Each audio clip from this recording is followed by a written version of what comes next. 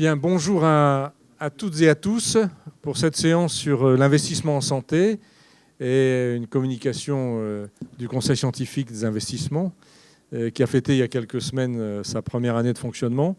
Nous avons choisi une présentation synthétique de nos missions, de notre fonctionnement, et puis un exemple concret des premières réalisations de l'instruction, de l'accompagnement des projets d'investissement des territoires avec nos collègues et les représentants du groupe du Grand Paris Nord-Est. Vous avez vu le programme. Je vais demander à tous les orateurs de se présenter successivement. Il y a un mélange d'experts du Conseil scientifique.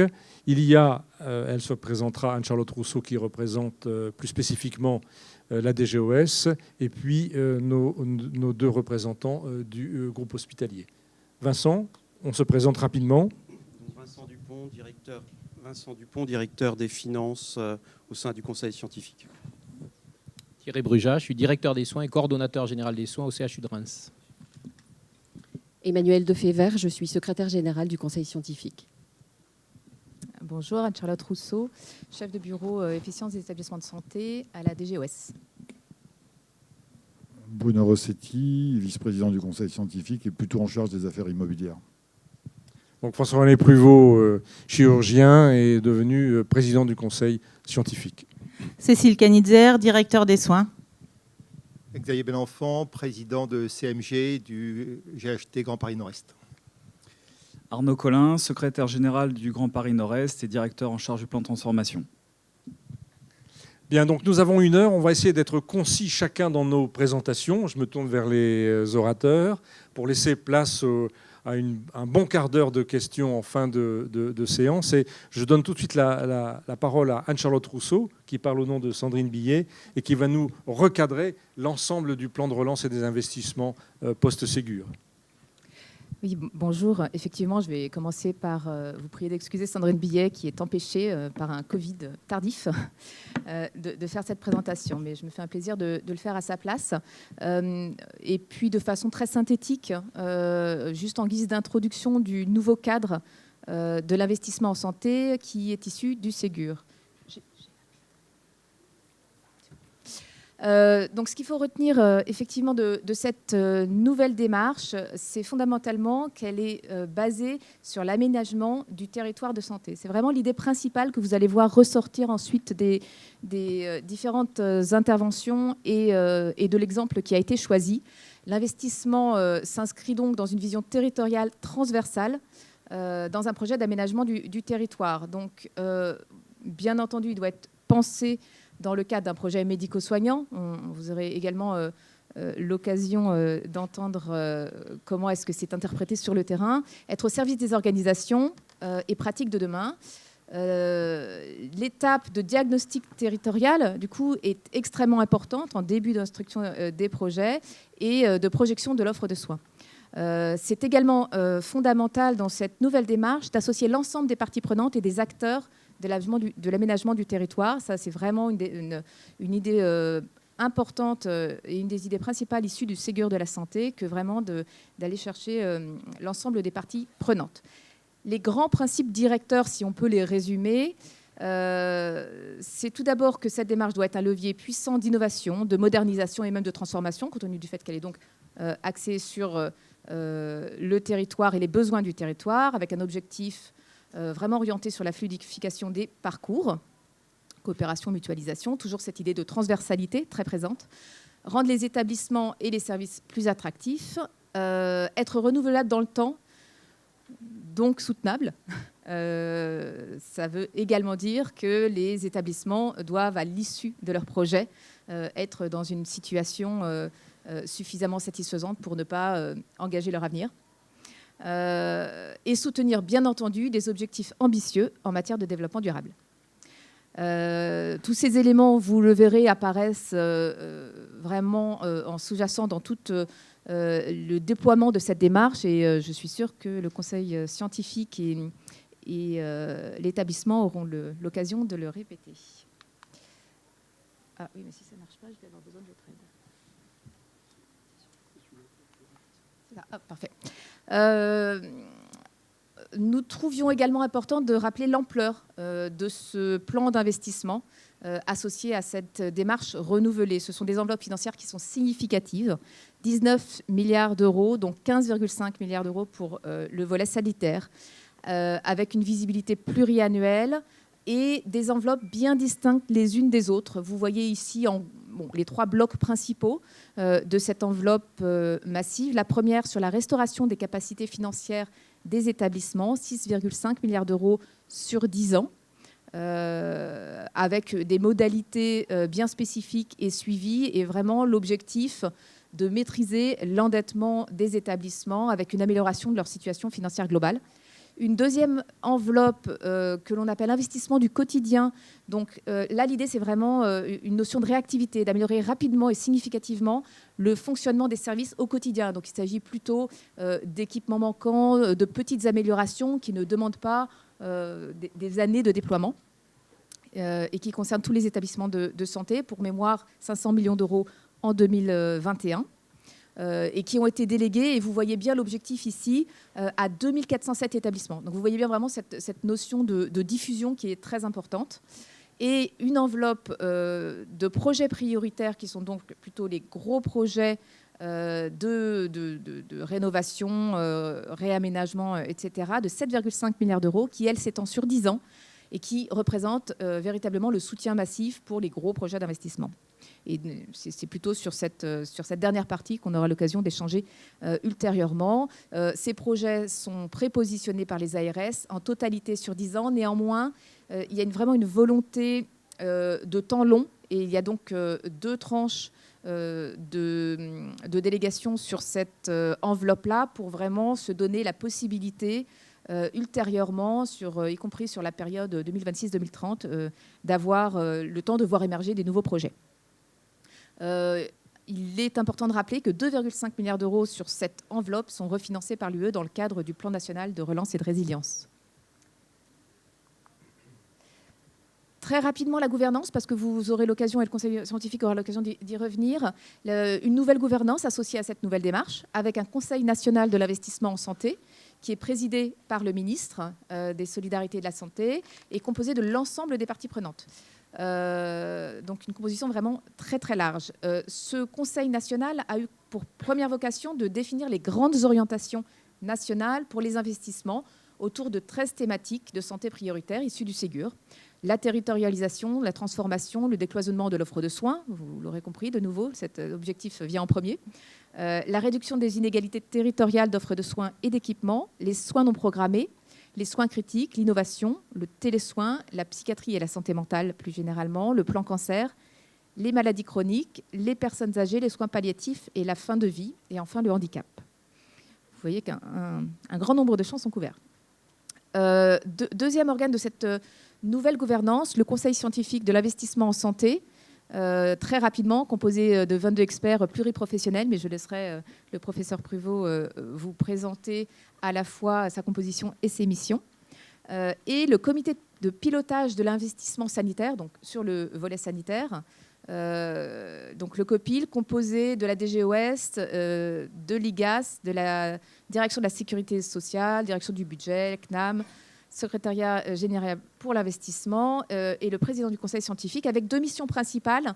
L'instruction des projets relevant du niveau national, c'est-à-dire supérieur à 150 millions d'euros, et le suivi avec les ARS du déploiement de leur stratégie régionale d'investissement. Pour finir, quelques mots sur l'instruction des projets, juste pour rappeler que l'étape 1, encore une fois, est fondamentale, avec donc 3 étapes progressives, dont la première est effectivement l'inscription du projet dans le territoire et ses perspectives, et des étapes ultérieures qui rentrent beaucoup plus, bien entendu, dans la définition des projets. Là aussi, je laisserai le conseil scientifique développer. Juste un mot pour rappeler, comme on vient de le dire, que les projets de plus de 150 millions d'euros sont instruits par le niveau national, que chaque étape fait systématiquement l'objet d'un dialogue en séance avec l'établissement et l'ARS, suivi d'un avis du COPIL, et qu'ils sont par la suite, comme c'était le cas précédemment, suivis en revue annuelle.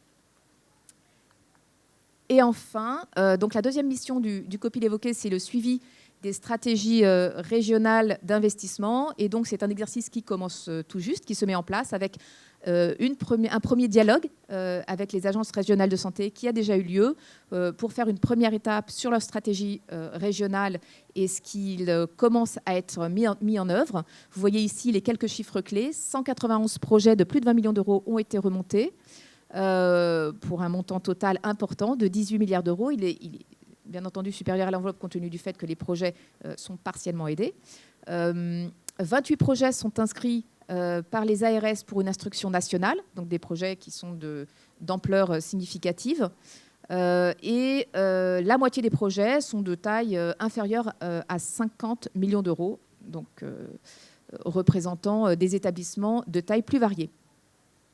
La moitié des projets sont en étape 1 d'instruction, ce qui veut bien dire qu'ils sont dans cette phase d'analyse territoriale, entre autres, et 17% des projets sont à la dernière étape d'instruction, et ça se comprend assez aisément compte tenu du fait que certains projets étaient un peu en attente de ce type d'aide, et donc certains projets sont raccrochés un petit peu en cours de processus. Voilà ce que l'on voulait rappeler sur le cadre national avant d'entrer dans les phases plus détaillées des projets. Merci Madame Rousseau d'avoir rappelé ce cadre national au nom de l'État. Donc on voit tout de suite vos deux chiffres, 18 milliards d'euros recensés et 7 milliards et demi. Donc c'est aide-toi, le ciel t'aidera. Et bien l'ouverture vers le ciel commence avec le conseil scientifique. Voilà, c'est la première porte vers le ciel. Donc nous allons vous expliquer comment. Ce conseil institué par la circulaire du Premier ministre du 10 mars 2021 est construit de manière réglementaire et pérenne par une circulaire du ministère de la Santé et des Comptes publics le 12 avril 2022. Nous couvrons tous les champs de compétences nécessaires à l'instruction d'un projet, des professions médicales et soignantes, Cécile, moi ici en particulier, et Thierry, pardon, Thierry Brujat, oui, Thierry Brujat, les directeurs d'établissement, voilà, avec Emmanuel Luigi qui nous a rejoint, il est directeur général adjoint et directeur général par intérim du CHU de Besançon, et puis d'autres, les ingénieurs donc avec Bruno Rossetti, et puis des directeurs financiers, Vincent Dupont, dans l'assistance il y a Aurélie Dossier, dans les directions techniques, un phénomène très important désormais, partie prenante de la construction, le développement durable. Et nous avons Camille Devrotte qui est au premier rang. Et puis, bien sûr, les médecins d'IM, ils sont indispensables pour valider les montées de nos projets. Et nous avons Philippe Fégel qui nous a rejoints. Alors, la première mission, c'est d'abord d'élaborer des référentiels. On aime bien en France avoir des textes qui nous disent voilà comment il faudra suivre la route. Alors, il y a toute une série de référentiels qui sont déjà disponibles. Alors, ce ne sont pas tout à fait des référentiels, des guides méthodologiques, des appuis à la construction, car en quelques mois, il était impensable de refaire ce qu'avaient très bien fait, par exemple, des gens comme l'ANAP, mais qui avaient mis des années à le faire. Donc, des référentiels qui ont déjà été mis sur le site accessible de l'extérieur, le site du ministère de la Santé. Vous en voyez la liste. D'autres les ont rejoints depuis 2 ou 3 semaines, en particulier sur le dimensionnement surfacique. Et la deuxième mission, c'est bien sûr, on vient d'en parler, d'accompagner et d'expertiser les projets développés par les établissements et leurs territoires au travers de la vision stratégique des ARS. Alors, juridiquement, en tout cas du point de vue législatif, nous sommes dans l'analyse des projets de plus de 150 millions d'euros, mais le législateur a prévu la possibilité de répondre à des demandes spécifiques des ARS lorsque la complexité d'un projet, quelle qu'elle soit, pas seulement pour des raisons techniques, parfois pour des raisons d'organisation territoriale sanitaire, requiert l'aide et l'accompagnement du conseil scientifique qui délègue, et Emmanuel Defebvre le montrera, ses experts en concertation permanente avec les établissements en visite sur site, etc., et qui statue de manière plus formalisée par une réunion de concertation pluridisciplinaire qui précède l'envoi d'un avis à la DGOS qui elle-même reformate et présente au comité de pilotage qui est le véritable organe qui fait franchir les étapes au projet. Je passe la parole à Emmanuel Defebvre qui va nous présenter quelle est la procédure d'analyse des dossiers. Bon, alors Monsieur Pruvot a un peu spoilé ma présentation. Donc je vais vous présenter effectivement, alors non pas les 10 commandements du Conseil scientifique, mais en tout cas les 10 étapes de l'état de PUN. Je ne vais pas toutes les développer, mais je souhaiterais insister sur 4 d'entre elles. La première, qui est importante, c'est, je trouve, la réunion de lancement des projets d'investissement, donc qui réunit l'ARS, la DGOS, le conseil scientifique, ses experts et la gouvernance de l'établissement. On organise également une visite sur site. Les experts se déplacent, viennent rencontrer les équipes médicales, puisque Bruno Rossetti vous en parlera, mais il y a une grosse importance qui est donnée aux projets médico-soignants en état PUN. Donc l'échange avec les équipes médicales sur le terrain, la gouvernance est très importante.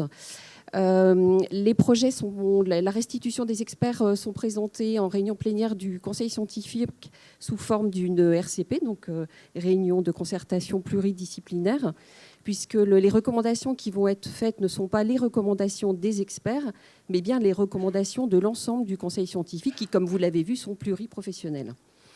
Et ensuite, comme vous l'a présenté Anne-Charlotte Rousseau, donc le dossier est instruit et présenté en pré-copile puis en copile. Et donc toute cette étape, ces 10 étapes prennent, comme c'est précisé sur la diapositive, entre 2 et 3 mois. Donc moi, je voudrais vraiment insister sur les notions d'échange entre la gouvernance de l'établissement, l'ARS, les experts du conseil scientifique, la transparence également. Et je pense que c'est quelque chose qui sera présenté par nos collègues de GPNE juste après, en fin de présentation. Merci Emmanuel. Donc vous voyez, un échange extrêmement nourri pendant la phase de début d'instruction et d'accompagnement du projet entre le conseil scientifique, l'ARS et les établissements. Je passe la parole à Bruno Rossetti, qui a un peu imaginé le déroulé de ce processus en 3 étapes. Et vous voyez tout de suite que l'étape 1 est la grande nouveauté dans le panorama d'instruction des dossiers. Bonjour à tous. Alors je vais commencer par faire ça. Je vais saluer les représentants du Trégor, voilà, et puis les représentants de Saint-Malo, parce que j'ai un peu sévi là-bas, et ils ont un peu essuyé les plâtres de la démarche qu'on va vous présenter. Donc la première chose, effectivement, c'est d'aller vite. C'est ce qu'a rappelé Anne-Charlotte. Anne-Charlotte a dit le principe même à la base, c'est d'aller vite. Donc en clair, si aller vite, c'est de rajouter une étape à la fin d'un processus qui est par tradition long, c'est pas aller vite. Donc l'idée, c'est de travailler le plus possible, et c'est ce qui est marqué dans la diapo qui vous est présentée là, et de travailler le plus possible en temps masqué en ce qui nous concerne, pour essayer de ne pas rajouter de la longueur à la longueur. Un projet est long, il sera probablement encore plus long parce que maintenant on parle de territoire. Donc un projet d'établissement, c'est compliqué, mais un projet d'établissement dans un projet de territoire, c'est peut-être encore plus difficile. Et donc l'idée, c'est d'essayer de travailler au maximum en ce qui nous concerne, le plus possible en temps masqué, pour que à la fin, la décision soit naturelle et non pas celle d'une sorte d'examen de passage supplémentaire avec les différents allers-retours qu'on pouvait constater. On est quelques-uns dans la salle à on doit cumuler un certain nombre entre Vincent, Philippe et moi, on doit cumuler un certain nombre d'expériences de projets. On en a connu quelques-unes un peu difficiles. Donc, il faut aller vite. Et il faut aller vite aussi sur un plan médical, parce qu'on est 40 ans ou 50 ans après les plans des années 70. Et donc, clairement, on a une génération d'hôpital qui est naturellement soit à rénover, soit à reconstruire. Et donc, ça, tous les projets qui nous remontent aujourd'hui, on le voit, ce sont généralement des hôpitaux, des structures de ces générations-là. Et donc, clairement, il faut aussi aller vite pour répondre simplement à la modernisation du parc hospitalier. Donc, un, la relance de l'investissement. Deux, la modernisation du parc hospitalier que l'on fait d'ailleurs pour nos patients. Donc, l'originalité du processus, un, le plus possible en temps masqué. Et puis deux, alors un truc vachement moderne, c'est le respect de la loi, quoi. C'est-à-dire qu'en clair, si on pouvait juste respecter la loi de la maîtrise d'ouvrage, ça serait quand même pas mal. C'est-à-dire que grosso modo, un, on va vérifier que c'est opportun. Deux, on va vérifier que le pré-programme est conforme à l'opportunité qu'on s'est définie. Et trois, on va vérifier que le programme est conforme à ce qui a été dit avant. Et donc, si on respecte juste la loi de la maîtrise d'ouvrage publique, alors qui s'impose à tout organisme public, pas nécessairement qu'à l'hôpital, à tout organisme public, si on respecte juste la loi, normalement, et qu'on le fait chronologiquement, comme vous le faites dans les établissements ou comme c'est fait avec les ARS, si on respecte juste la loi, normalement, on doit aller plus vite. Donc, un, l'opportunité... un petit peu trop vite.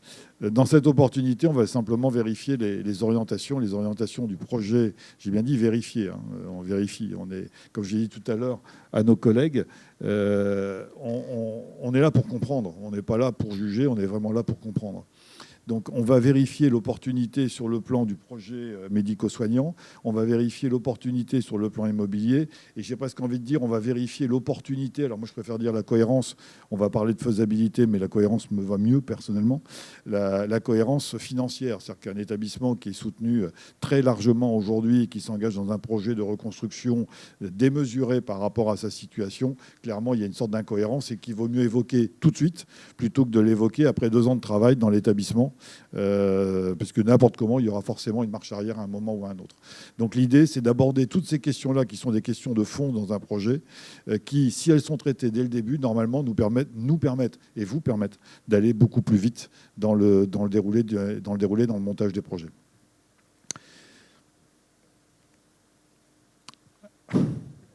Donc, dans cette première étape, l'organisation médico-soignante du territoire est bien évidemment celle qui est proposée par l'établissement. Les scénarios immobiliers avec les enjeux de développement durable qui dépassent le développement durable de l'opération. C'est-à-dire qu'en fait, discussion que l'on a aujourd'hui, alors excuse-moi Samuel, mais je vais évoquer un sujet, le sujet de Guingamp. Il est clair que quand on décide de mettre un site à mi-chemin entre 2 sites existants, eh ben, bizarrement, on s'aperçoit que 50% des personnels vont être gênés par ce déplacement parce qu'ils vont devoir faire 15 minutes de bagnole en plus. C'est comme ça, c'est factuel.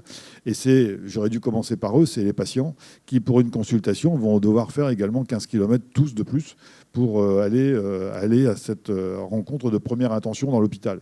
Donc en clair, l'enjeu de développement durable va au-delà de l'enjeu purement immobilier de la construction, qu'on avait traditionnellement dans le HQE. Là, on va au-delà. La fiche T0 financière de l'établissement, elle donne la photographie de la situation de l'établissement au moment où il travaille ces sujets. La première évaluation financière, c'est ce que je vous disais, c'est la cohérence avec ce qui est juste au-dessus. Et bien évidemment, on a ajouté la prise en compte des questions de système d'information dès qu'on parle de territoire. Donc on a ajouté le sujet du système d'information et des plateformes de télémédecine. L'étape 2... alors, on parle d'un environnement macro, vous l'avez bien compris, du territoire. Ensuite, plus on va avancer, le début de l'histoire est une histoire qui est commune avec l'ARS et l'établissement. Et plus on va avancer, plus on va arriver à une histoire qui est l'histoire de l'établissement. C'est-à-dire que dès qu'on arrive à la deuxième étape, qui est celle du pré-programme, il est clair que le pré-programme, c'est l'établissement qui le construit, sur la base des orientations qui ont été définies précédemment. Et donc, la responsabilité de l'établissement devient plus importante. Pour autant, la responsabilité de l'ARS en matière de soutenabilité financière reste totalement présente, puisque l'établissement est soutenu. Donc, le projet est soutenu. D'ailleurs, on peut s'interroger sur la nature de la véritable maîtrise, la définition de la maîtrise d'ouvrage, parce que je rappelle que dans la définition du maître d'ouvrage, c'est celui qui finance l'opération. Donc quand l'État en finance une partie, est-ce que l'État n'est pas lui-même maître d'ouvrage? C'est une question qu'on pourrait se poser. J'ai vu que Didier Bourdon était là-bas. Je pense que ça faisait partie de nos conversations d'il y a 30 ans. Donc les organisations cibles, l'activité, les recettes et les dépenses. Avec tout ça, on propose bien évidemment une fonctionnalité générale et un prédimensionnement du projet, et on vérifie la soutenabilité financière du projet en réponse aux orientations de l'étape 1. L'étape 3, c'est juste une étape de vérification. C'est-à-dire qu'en fait, si le programme est conforme, donc si au mètre carré près, j'ai presque envie de dire, vous êtes conforme à votre pré-programme, il n'y a aucune incidence. Vous n'aurez pas d'incidence sur le coût de l'opération, et vous n'aurez bien évidemment pas d'incidence sur la soutenabilité. Juste une petite vérification, je vais vous faire marrer, mais sur tous les projets qui nous a été amené de regarder en Copermo, la première chose que l'on faisait, c'était de recompter les lits.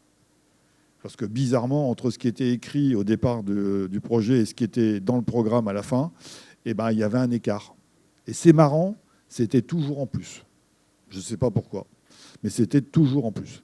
Et donc, on vérifie quelques points comme ça dans le dossier, mais c'est une simple vérification, et normalement, cette étape-là est une étape qui est une étape formelle, j'ai envie de dire. Dernier sujet pour ma part, que j'ai évacué trop vite au début, il y a là aussi ça a été dit par Anne-Charlotte, il y a des thématiques qui sont prioritaires. Et clairement, on aimerait que ces thématiques prioritaires de santé fassent l'objet d'indicateurs particuliers que l'on puisse éventuellement à un moment donné sommer. C'est-à-dire qu'en clair, ça serait bien de savoir ce qu'on a fait avec 18 milliards ou 19 milliards d'euros pour améliorer la prise en charge des maladies chroniques. Et bien ça, avec la soutenabilité financière, on ne le sait pas.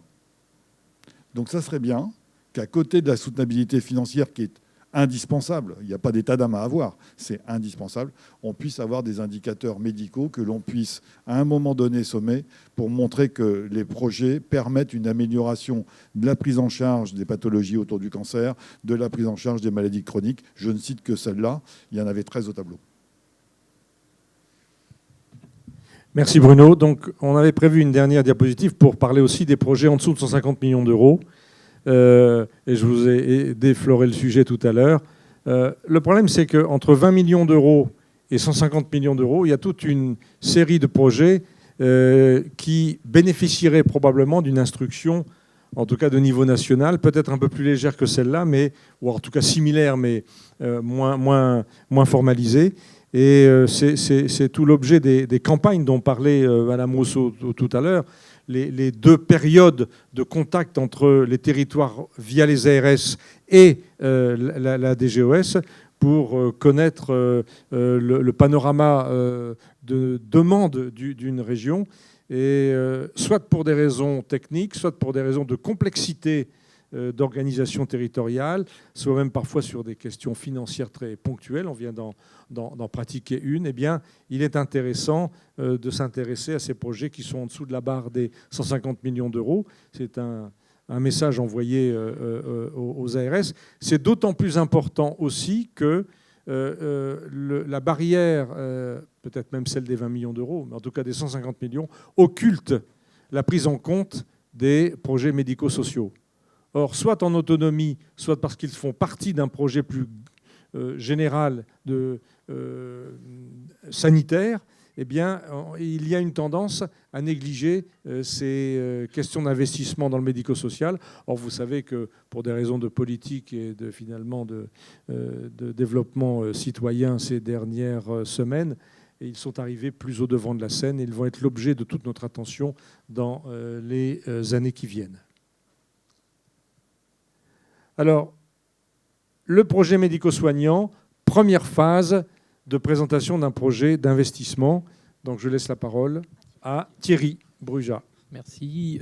Alors, c'est donc un document nouveau qui a été pensé par le Conseil scientifique comme étant une aide pour les porteurs de projets en structurant le contexte qui soutient le projet d'investissement, en posant les enjeux et les priorités du territoire en regard des besoins populationnels, en présentant l'offre locale et territoriale actuelle et bien sûr projetée, puisque la structure nouvelle aura vocation à fonctionner pendant plusieurs décennies, et en créant une dynamique de projet, en associant bien sûr les acteurs dans une méthodologie à partir d'un calendrier avec une évaluation et une adaptation.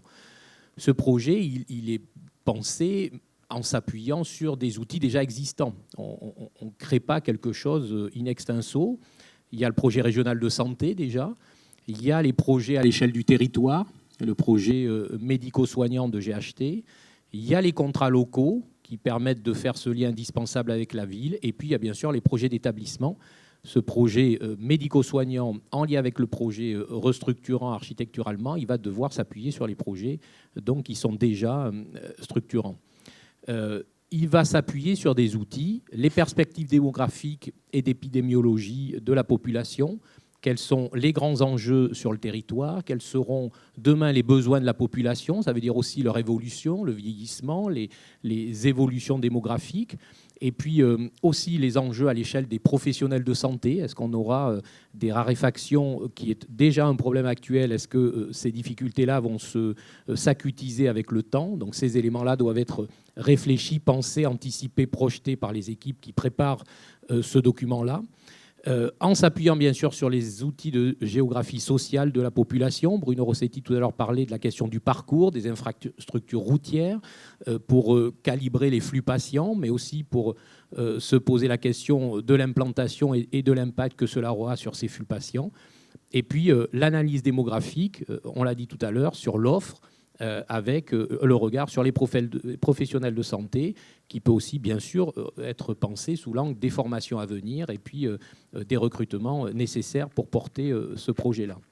Ce projet médico-soignant se définit donc dans le cadre d'une stratégie territoriale de soins gradués. Ça veut dire quel est l'environnement des autres structures de santé et de soins à l'échelle du territoire, dans le cadre d'une offre qui va être graduée, mais quelles sont aussi la place des acteurs de territoire, les CPTS, les acteurs de ville, comment le projet s'articule dans le cadre de ce parcours-là.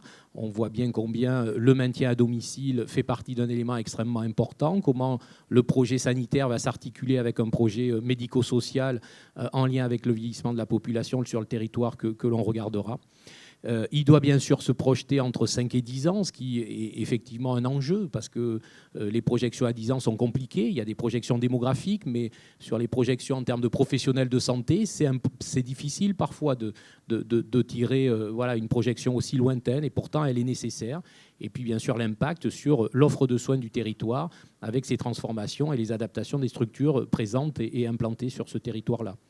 Cette dynamique de transformation de territoire de santé prévoit aussi la modularité et l'adaptativité capacitaire. On l'a bien vu au décours de la crise Covid, mais aussi tous les hivers, les structures de santé sont souvent conduites à être adaptatives pour prendre en charge une augmentation des flux patients, souvent liés avec les épidémies saisonnières. Donc cette question de la modularité et de l'adaptabilité est extrêmement importante et elle doit être pensée et réfléchie. Et donc ce projet-là a vocation à mettre aussi en avant un leadership médico-soignant et administratif avec la place des usagers, ce qui veut dire que ça nous permet aussi de voir, et notamment quand on a des regroupements de structures, combien ce travail-là est mené collectivement et combien la communauté médico-soignante s'engage dans le projet. C'est aussi un gage de maturité du projet que d'avoir un projet médico-soignant qui embrasse, on va dire, l'ensemble des acteurs. Les usagers, bien sûr, font partie du regard que l'on doit avoir dans le cadre de ces projets médico-soignants. Merci Thierry. Donc vous avez compris, ce document est appelé référentiel, mais en réalité, c'est un outil d'aide à la construction du projet, une sorte de checklist qui permet aux établissements, aux territoires, aux ARS de dire voilà tous les paramètres qu'on n'a pas oubliés dans la présentation des impératifs médico-soignants. Ça n'est pas un référentiel fait de recommandations, mais nos experts vont probablement dans l'année qui vient plancher sur quelque chose de beaucoup plus construit, argumenté par des références sur des recommandations en termes d'organisation médico-soignante. Je passe la parole à Vincent Dupont concernant les questions de faisabilité financière et d'analyse financière des établissements. Donc, l'analyse financière du projet d'investissement va suivre logiquement ces deux étapes avec une maturité en fait, qui va être crescendo au fur et à mesure des réflexions du projet. En étape 1, on va s'intéresser à la faisabilité financière du projet. Je rejoins Bruno Rossetti, on pourrait parler aussi de cohérence en fait, financière du projet dans son ensemble. Et en étape 2, on va retrouver quelque chose de plus classique qui était déjà existante dans le cadre du dossier, des dossiers Copermo sur la soutenabilité financière à travers la mesure de l'impact économique des projets d'investissement et des analyses détaillées en fait, à travers un PGFP des risques financiers. Alors si la soutenabilité financière n'est plus un préalable comme avant à la présentation du projet, avec des objectifs à atteindre, puisque le projet n'était pas suffisamment mature, donc les établissements étaient obligés de faire un peu un pari sur l'avenir, force est de redire que la dimension financière et la recherche de la meilleure performance vont rester au cœur des analyses dès l'étape 1. Comme l'a dit Bruno Rossetti, on n'est pas à attendre l'étape 2 pour se poser ce type de questions.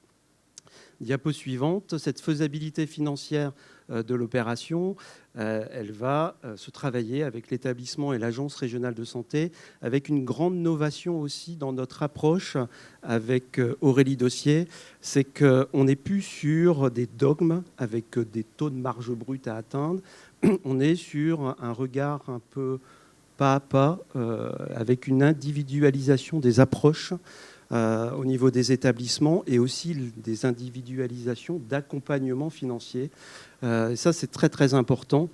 Et donc, dès l'étape 1, on va se réinterroger sur le bien fondé du projet, comme a dit notre président. Nous aussi, sur le plan financier, on va s'intéresser sur le risque à ne pas faire ce projet d'investissement, sur la performance de l'établissement. Et si on ne le fait pas, qu'est-ce qui se passe demain ?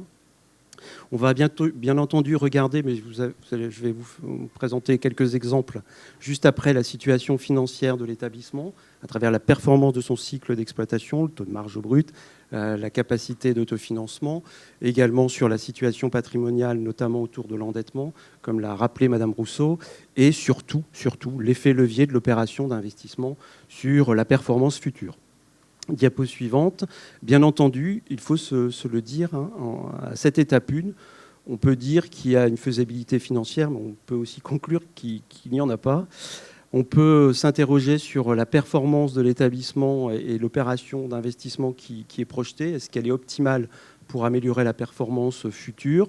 Et on peut même se poser la question s'il n'y a pas de faisabilité financière, si la performance de l'établissement à travers l'opération qui est projetée, est-ce qu'il ne faut pas revoir en fait, les hypothèses architecturales et le projet d'investissement qui est escompté. Sur le plan de la méthodologie, diapo suivante, on utilise, alors je vais être très simple, on utilise une fiche T0 financière avec tous les grands indicateurs. Ceci va nous servir en fait à appréhender les risques financiers de l'opération d'investissement au regard de la situation financière de l'établissement. Et on a des fiches plutôt à caractère médico-économique, pilotées par nos médecins DIM, qui ont vocation à regarder, là, au niveau de l'opération d'investissement, tous les effets leviers potentiels, à aider l'établissement à se projeter sur son territoire, sur ses paniers d'activités, sur son développement d'activités, à asseoir et à l'aider à concrétiser, à décliner son projet médico-soignant. On va aussi, dans ce cadre-là, développer, comme l'a dit Monsieur le Président, on démarre, et l'année à venir va être une année de montée en charge sur l'accompagnement des référentiels, des outils pour vous aider à dire mon IPDMS de service par service, est-ce que c'est bien quelque chose qui est normal, optimisable par rapport à la catégorie d'établissement à laquelle j'appartiens. On va avoir toutes ces réflexions pour aider l'établissement à projeter les effets leviers au titre de sa performance. Diapo suivante. En termes de pédagogie, avec Aurélie Dossier, on aide l'établissement et l'agence régionale de santé à y voir clair dès le début quand on pose un projet d'investissement. On a fait un petit outil pour catégoriser la situation financière de l'établissement. Là, en l'espèce, ce qui est projeté, là, c'est un exemple concret qui est en cours d'investigation au niveau du conseil scientifique. Un établissement dépose un projet d'investissement avec un taux de marge brute négatif, une capacité d'autofinancement négatif. Comme il a une situation financière tellement dégradée, l'ARS l'a empêché de s'endetter depuis 10 ans, donc sur le plan patrimonial, il n'est pas endetté. Et cet établissement nous dit, moi je veux me projeter à un investissement de 120 millions d'euros, mes recettes sont de 150 millions d'euros, donc on rappelle avec Aurélie Dossier, attention, l'investissement représente quand même 80% des recettes de ce que vous projetez. Et au regard de votre situation financière, ça veut dire qu'on a un risque élevé de dégradation financière s'il n'y a pas un plan de performance important et si l'Agence régionale de santé n'accompagne pas d'une manière importante en fait, cette opération d'investissement. Alors ça, c'est, vous voyez, on fait de la pédagogie dans ce cadre-là. C'est un peu la première étape en étape 1 de nos échanges avec l'établissement et l'ARS. Et progressivement, la diapo suivante, il va falloir faire passer l'animation. La diapo suivante.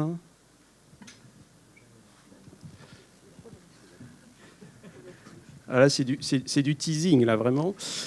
On va s'interroger, on reprend toujours le même établissement, donc il se projette avec un investissement de 120 millions d'euros, pas d'autofinancement, vu la situation financière dégradée, pas de possibilité de financer sur ses réserves, pas de cession. L'Agence régionale de santé dit, moi, potentiellement, je peux mettre 60 millions d'euros sur la table en première intention. Donc on a déjà un peu le macro-plan de financement de l'établissement qui se dessine.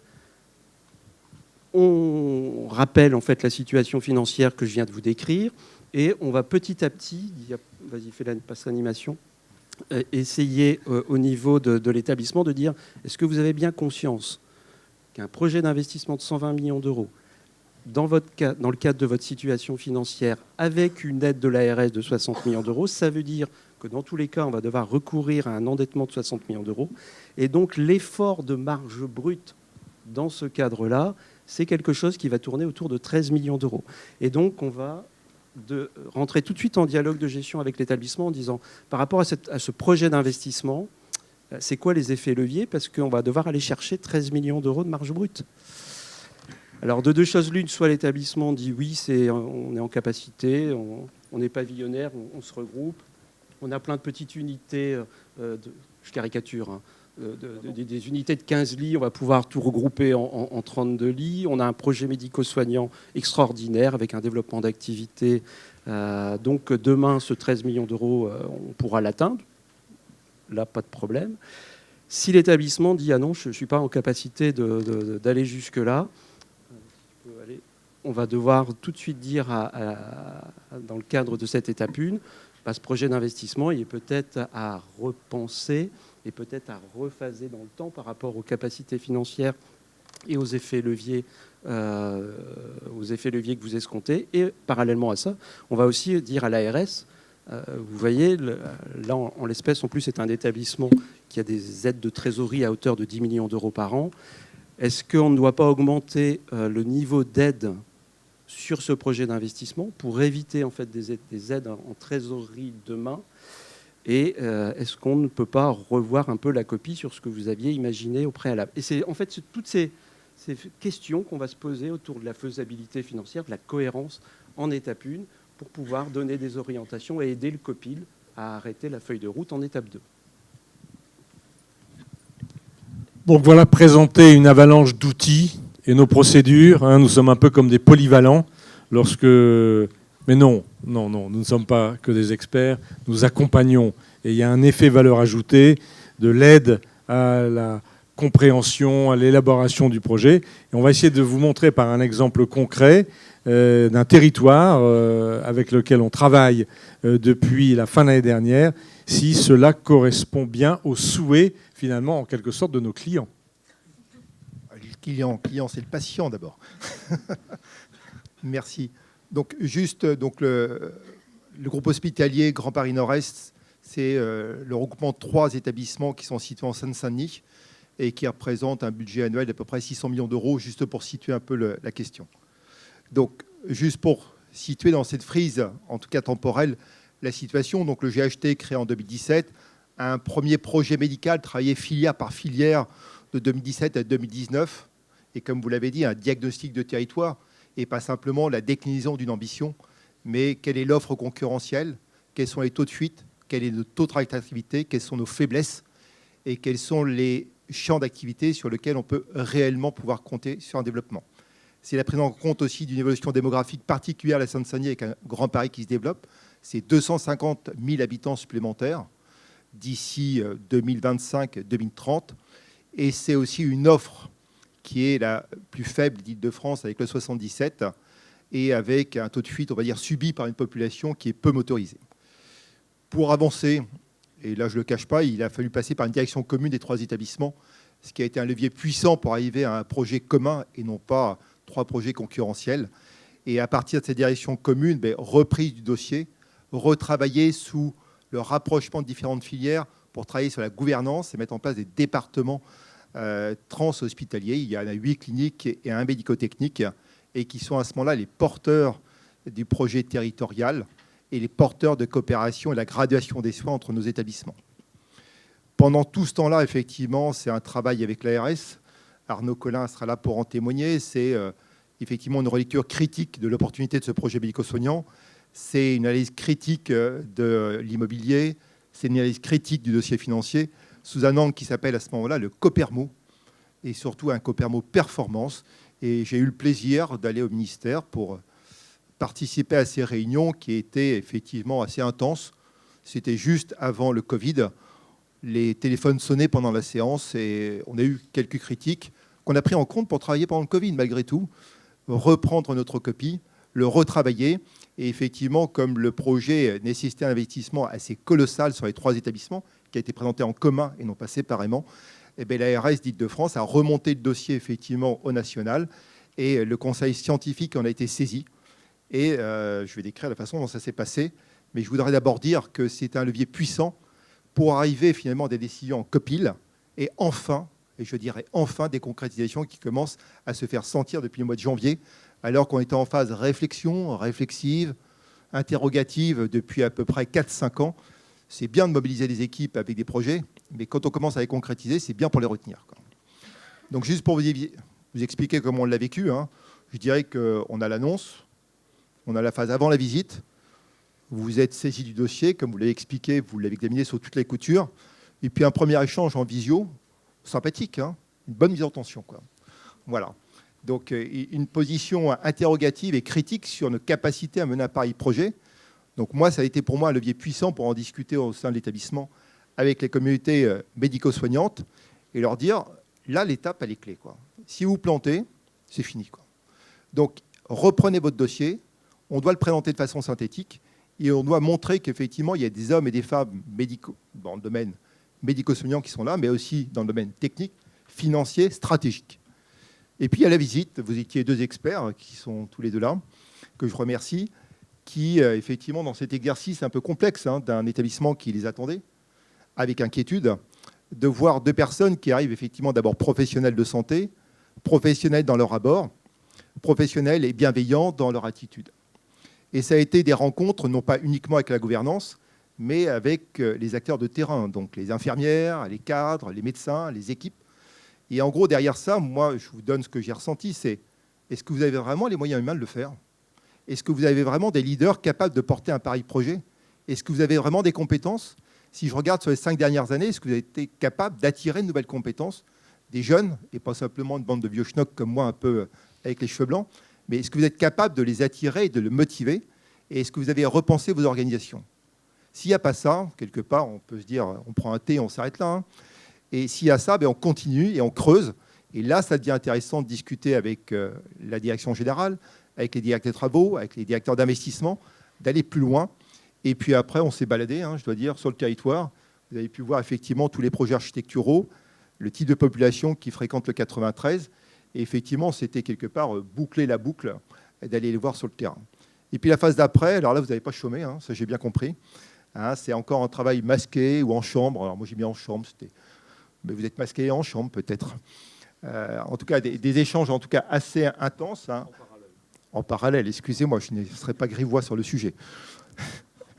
Donc, un travail excessivement important de rechercher les détails, de mieux comprendre pour pouvoir effectivement avoir une expertise qui soit éclairée et qui soit éclairante. Après, vous avez votre processus interne et puis ça connaît un peu son apothéose au mois de février avec une réunion entre le CNIS, l'ARS et le GHT, et qui a été un moment de levier puissant pour nous, puisque ça a permis de sortir effectivement peut-être d'une discussion très financière pour se repencher sur un besoin d'un territoire sous-doté et enfin de se dire, oui, il y a peut-être des décisions à prendre parce que de l'autre côté, il y a des patients qui y sont. Et là, effectivement, je dirais que la concrétisation a pu se faire grâce à cette alchimie, en tout cas préparée et travaillée bien en amont. Et puis, je dirais que le processus de notre coopération ne s'arrête pas là, puisque demain, la mise en œuvre, la réalisation la concrétisation, et je le rappelle aux équipes médicales et soignantes, on vous a présenté un projet sur lequel on coopère, sur lequel on gradue les soins. Demain, dans 6 mois, dans 3 mois, vous devez voir si effectivement ça se met en place et si on n'a pas triché. Sinon, vous arrêtez de nous aider. Juste la diapo d'avant, s'il vous plaît, Xavier. Merci. Moi, juste pour reprendre un élément, c'est vrai que la partie pendant, elle est fondamentale, puisque lorsque les experts arrivent, c'est vrai qu'on a des échanges très variés, très importants avec la partie médicale, la partie soignante, la partie administrative. Et ce qui a été très intéressant, c'est qu'on a vu vraiment tous les sites avec vous, les 2 experts. On a pu parler aux agents, aux praticiens, aux professionnels en général. Ils ont pu voir la vétusté de certains locaux, voir les équipes qui étaient plutôt dynamiques, qui avaient envie d'avancer, qui avaient envie de construire. Et ça, je trouve que c'est vraiment fondamental par rapport à je dirais, l'ancienne analyse Copermo, où on était plus dans quelque chose de vertical, où vous prépariez votre dossier, vous prépariez votre rapport social et économique, et ensuite vous le présentiez à une instance sans qu'il y ait en amont, malheureusement, toujours suffisamment d'échanges et de compagnonnage. Et là, c'est vrai que ce qui change fondamentalement avec le CSIS, avec le conseil scientifique, avec les experts du conseil scientifique qui sont dépêchés sur chaque dossier en France, c'est vraiment cet aspect comprendre, on l'a souligné tout à l'heure, c'est pas juger, c'est comprendre. Et c'est pour ça que c'est challengeant également, parce qu'ils vont vraiment regarder votre projet médico-soignant, votre analyse financière, ils vont vraiment reprendre l'ensemble des rapports de l'établissement pour voir un petit peu comment vous avez construit votre projet, et c'est normal, c'est tout à fait fondamental. Mais on n'arrive pas, je dirais, en phase terminale devant le Copermo comme avant, en mode, voilà, votre rapport, il est là, il a été co-construit avec l'ARS, donc situation difficile aussi pour les ARS, hein, vous êtes copartenaire d'un dossier dans lequel vous arrivez en phase terminale avec un mode coup près. Là, on n'est plus du tout dans cette logique Copermo, et c'est vraiment intéressant, ce qui a été mis en place par le gouvernement, c'est vraiment cette logique de se dire, on rebat les cartes, on repart sur une nouvelle stratégie hospitalière, avec vraiment un CSIS qui va présenter, qui va préparer des nouveaux référentiels d'accompagnement des établissements, d'accompagnement avec les experts pour les établissements. Et ça change complètement la donne. Moi, je suis arrivé en mars 2020 au GHT-GPNE, donc ça fait un peu plus de 2 ans. Et j'ai vraiment vu la différence entre construire un projet Copermo Investissement, parce que nous avons construit de premier abord un RSE sous l'ancien référentiel Copermo Investissement. Et ensuite, on s'est servi de ce RSE pour construire les nouveaux référentiels qui commençaient à sortir du CSIS.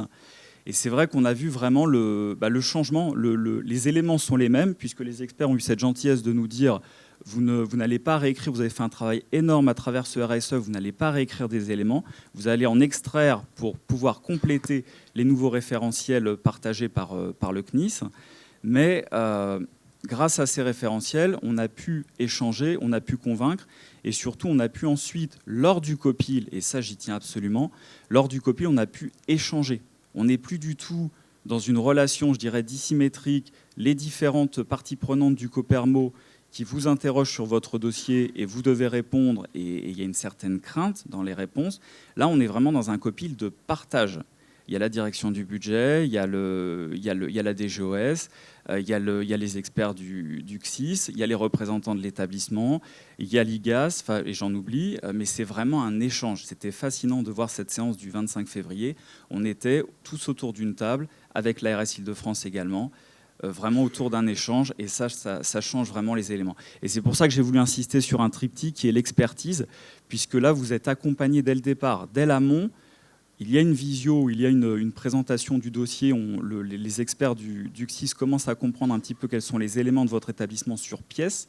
Ensuite, il y a un déplacement sur place qui est fondamental, puisque là, ils visualisent réellement ce qu'est votre établissement, ce que sont vos sites, quels sont les éléments qui fonctionnent bien, quels sont ceux qui sont vétustes, quels sont ceux qui sont améliorés et quels sont ceux qui ne répondent plus aux normes de sécurité d'une prise en charge des patients modernes. Et puis surtout, ensuite, il y a un débat. On interroge le projet des établissements par les experts métiers. Il y a un accompagnement à chaque étape, l'étape 1, l'étape 2, l'étape 3. Nous venons de valider l'étape 1, nous sommes dans l'étape 2. Et il y a la confiance surtout, puisque l'autonomie scientifique dans l'analyse des projets, elle est totale. C'est vraiment une analyse des éléments à travers les finances, à travers le patrimoine, à travers les travaux, à travers le projet social, etc. Et il y a bien sûr l'aspect soutenabilité financière qui est pris en charge, mais ce n'est plus le seul élément, ce n'est plus, je dirais, la seule variable d'ajustement des projets immobiliers dans les hôpitaux. Voilà, je vous remercie.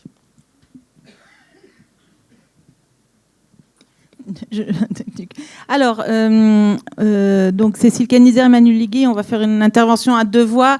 On est en fin de présentation, l'essentiel a été dit. Alors moi, je vous propose que le challenge, c'est que peut-être je reprenne pas forcément l'intégralité de la diapo à ce stade, mais tout a été dit. J'ai plutôt envie de vous faire la version point clé, vue des experts. La première chose, nous sommes au sein du conseil scientifique des professionnels en activité. La mission d'expertise pour le conseil scientifique est en sus de nos responsabilités au sein d'établissements. Donc c'est important. Alors on nous a, en tout cas moi, on nous a déjà un peu fait la remarque, un peu comme les experts visiteurs de l'HAS, ressemblant un peu à des évaluateurs qui peuvent impressionner, aussi comme d'autres consultants ou d'autres approches d'expertise. Oui, c'est vrai que les termes sont tous les mêmes, mais je crois que ce qui fait la différence, c'est la pluridisciplinarité de professionnels en exercice qui s'organisent sur la base de référentiels construits, tout à fait transparents, puisque vous pouvez tous les télécharger, ils sont tous à disposition pour élaborer des accompagnements d'établissements qui sont nos propres collègues. Et je crois que c'est ça l'essentiel, c'est-à-dire que on a bien sûr une approche bienveillance, prenant en compte l'ensemble du travail qui a été fourni par les établissements pour en arriver à un moment donné au dépôt d'un dossier avec des forts enjeux, bien sûr, alors financiers, je ne vais pas revenir sur toutes les analyses, qui reposent sur un projet médico-social, bien sûr qu'on va interroger pour comprendre, mais pour pouvoir accompagner, parce que nous mesurons combien la finalité va être de faire évoluer une offre avec une stabilité sociale dans l'établissement, une réponse adaptée à la population qui va être desservie, et sur des projections, ça a été évoqué, qu'on fixe à 10 ans, mais 10 ans c'est très très loin, et nous avons tous en tout cas l'inquiétude de la formulation de nos préconisations sur de telles projections. Merci Emmanuel. Donc, oui, bien sûr, Emmanuel. J'enchaîne. Oui, je oui. termine, si j'ai bien compris. Oui, une minute pour voilà. faire la conclusion de cette expertise de projet. On est arrivé dans cette expertise. Le patient était très très mal en point. Et effectivement, la première chose qu'il a fallu faire, c'est savoir si on allait ou pas l'amputer. GPNE, c'est 3 hôpitaux, et effectivement, la question pouvait se poser au regard du territoire, des besoins de santé et du projet médico-soignant qui avait été présenté. C'est de savoir s'il ne fallait pas supprimer un hôpital sur les 3, parce que finalement, 3 hôpitaux, c'est beaucoup, il y a beaucoup d'hôpitaux en France. Et donc, quand on est arrivé, il y avait une certaine inquiétude, je dirais, de la part de la communauté hospitalière, pour savoir si oui ou non on allait recourir à l'amputation. Le patient a été très coopératif parce qu'on lui a dit qu'il y avait un certain nombre de choses dans les documents qu'il nous avait présentés qu'il fallait améliorer, faire évoluer, tout en ne remettant pas en cause, ce que le docteur Berlenfant l'a bien montré, toute l'antériorité. Vous arrivez sur un patient qui est chronique depuis longtemps, et donc vous n'allez pas révolutionner son traitement du jour au lendemain en lui demandant de repartir à zéro.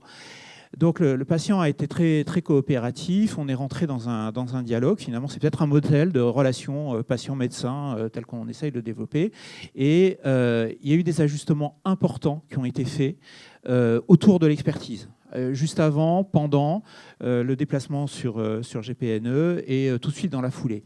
Et ça a permis d'aboutir effectivement à la conclusion que l'amputation n'était pas recommandée et qu'il y avait ensuite un traitement de longue haleine, parce que Vincent Dupont l'a dit tout à l'heure, quand on a parlé soutenabilité ou cohérence financière, on s'est bien rendu compte que tout n'allait pas se faire en un instant. Et le message qu'on a réussi, me semble-t-il, à faire entendre, c'est qu'on pouvait se donner une perspective financière sur plusieurs années pour faire les différents projets tels qu'ils nous avaient été présentés de façon assez massive par GPNE.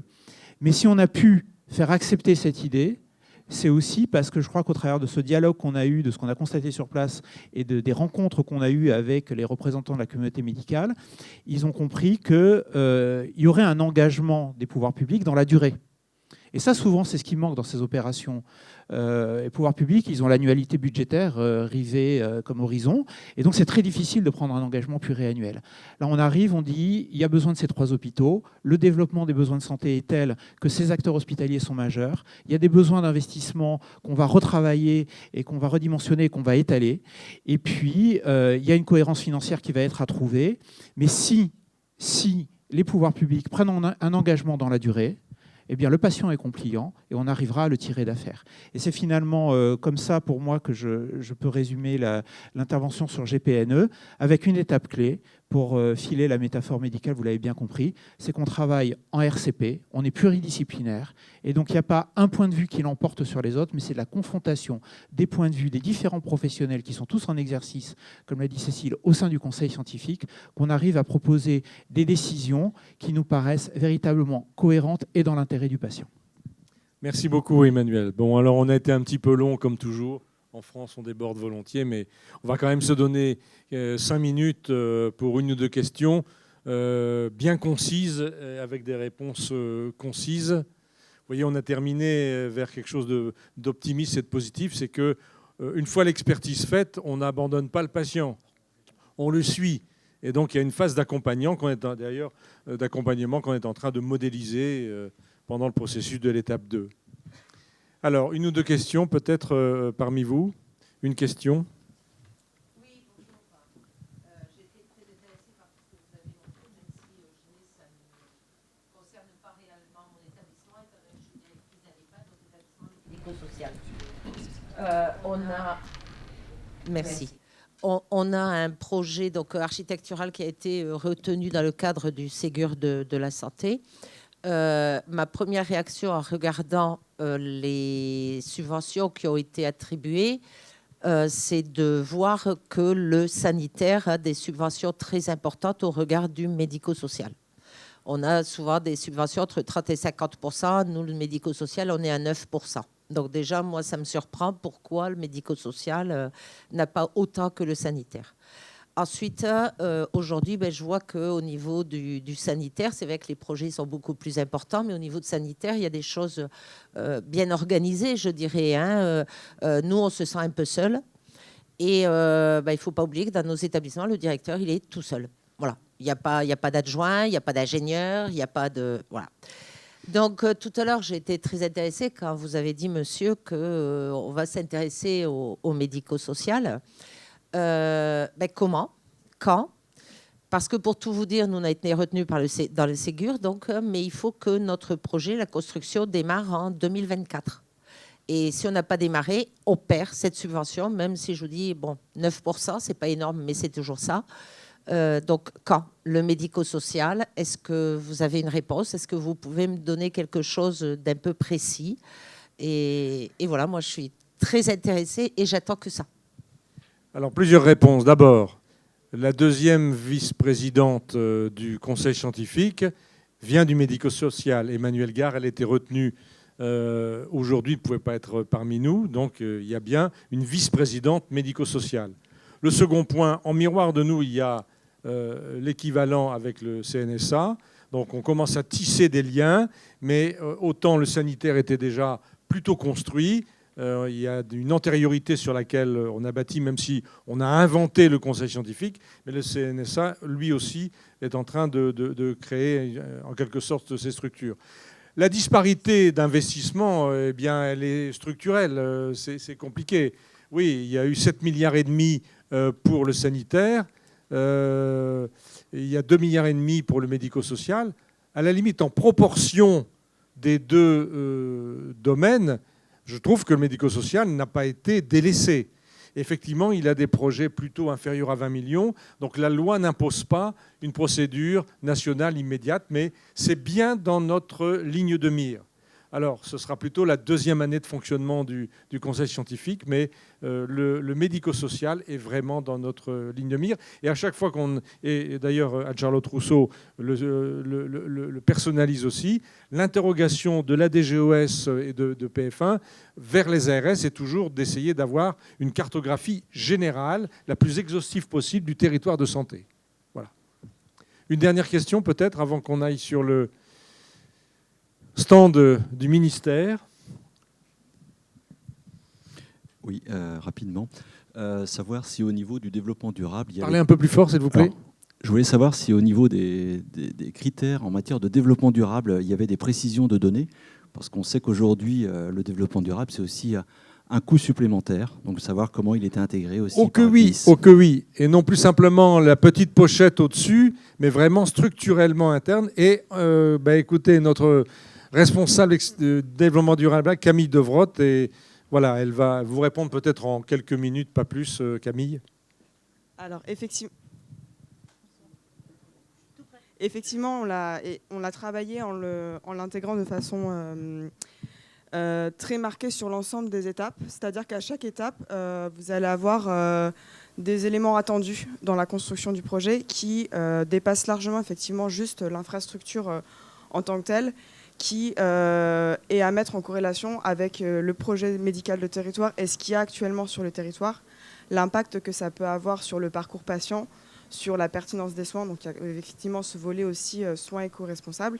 Il y a effectivement ensuite sur les phases, les étapes 2, les étapes 3, les enjeux autour du bâtiment en tant que tel. Mais effectivement, ces éléments-là, ils sont à prendre en considération. Après, moi, je ne le vois pas en termes de contraintes ou de coûts, c'est plutôt des opportunités, puisque généralement, en fait, le développement durable, c'est principalement du bon sens.